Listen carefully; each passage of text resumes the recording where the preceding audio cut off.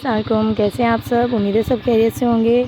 और आज फजर के साथ हमारे चैनल का नाम है और अभी इस वक्त हम जा रहे हैं जुम्मा बाज़ार, फ्राइडे बाज़ार, और आपको दिखाते हैं। और हमें कुछ ख़रीदारी भी करनी थी।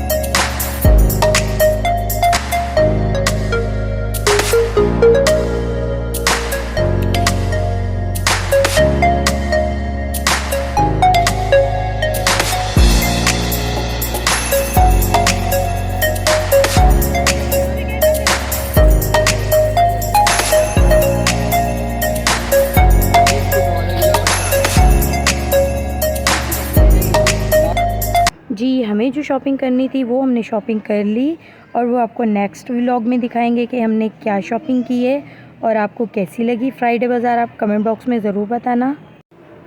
तो अभी हम घर के लिए निकल रहे हैं बाज़ार से बाहर, और यहाँ पे कुछ फ्रूट वाले हैं।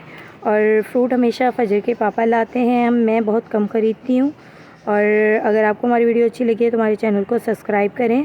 हम रास्ते में हैं और घर जा रहे हैं। बाज़ार से होके हम पैदल जा रहे हैं और हमें रास्ते में नज़र आई हैं कुछ गायें माशाल्लाह खूबसूरत सी, और देखें बहुत प्यारी लग रही हैं।